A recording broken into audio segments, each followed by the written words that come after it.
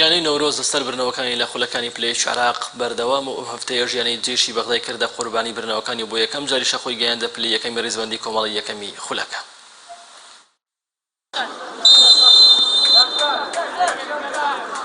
یانەی نەورۆز لەسەر بردنەوەکانی لە خولی پلەیەکی عێراق بەردەوامە و یانەی جێشی بەغداشی کردە قوربانی ئەم هەفتەیە و بۆ یەکەم جاریش خۆی گەیاندە یەکەمی ڕیزبەندی کۆمەڵەکەی.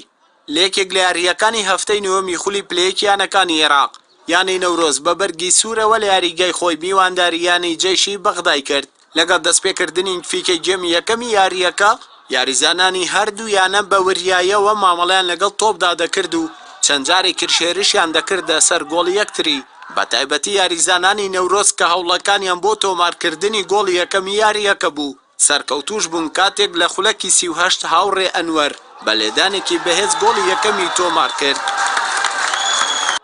دوای ئەم گۆڵە جارێکی تر یانەی نەورۆستوانی سەرکەوتوو بێت لە گۆڕینی ئەنجامەکە کاتێک هاوڕێ ئەنوەر لە خولەکی 45-5 بە هەمان سیناری گۆڵی یەکەم بە شێوەیەکی نایب گۆڵی دووەمی خۆی ویانەکەی تۆمار کرد و کۆتایی بە گێمی یەکەمیش بەو دوو گۆڵە هات. گێمی دووەم یانەی میوان هەموو هەوڵێکیدا بۆ یەکسانکردنەوەی ئەنجامەکە، بەڵام سەرجەم هەوڵەکانی لەلایەن گۆڵپارێز و هێڵی بەرگری نەورۆزەوە بەرپەرش دەدرایەوە. لە بەرامبەردا یاریزانانی خاوەن یاریگا زۆرترین هەلی ئاسانیان لەدەستدا بۆ زیادکردنی ئەنجامەکە،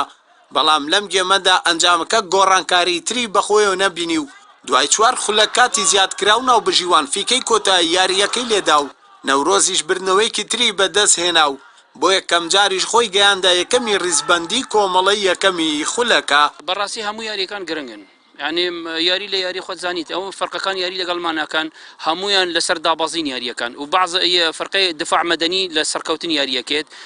ئیما حسابات نایکێ من ئەو فەرقەی لە دابەزین یاریەکان بەقەدەر ما حسابەکەی من خۆمان باش بووی من الحەمدلله و شکر لله تقریبا بڵێ من ئەم 5 یاری لە ساحەی خۆمان هەر 5 یاریەکەی بردیمنە و بە ئاستی باش بە خاڵی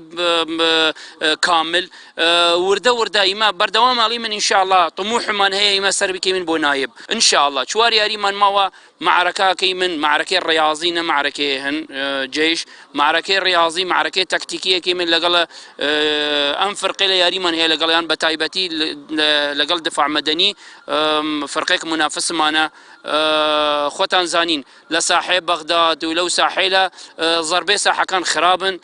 الحمدلله ئەمڕۆ سێ خاڵ یاریەکەمان بەدەستێنا ئاستێکی زۆر باشمان پێشکەش کرد هەموو یاریزانەکان و بتوانین ئینشاڵڵا لە یاریەکانی داهاتووشە سەرکەوتوو بین و بە یەکەم سەرکەوتین بە خولی نایبی عێراق ئینشاڵڵا. بۆ برنەوەی یانەی نەورۆز خاڵەکانی بۆ 20 خاڵ بەرز کردەوە و چووە پلەی یەکەمی ڕیزبەندی کۆمەڵە یەکەم و جێیشیش گەشتە پلەی 12یەمی ڕیزبەندی بە کۆکردنەوەی 6 خاڵ. ئەردەڵا محەممەد کەناڵی پەیام سلەیمانی.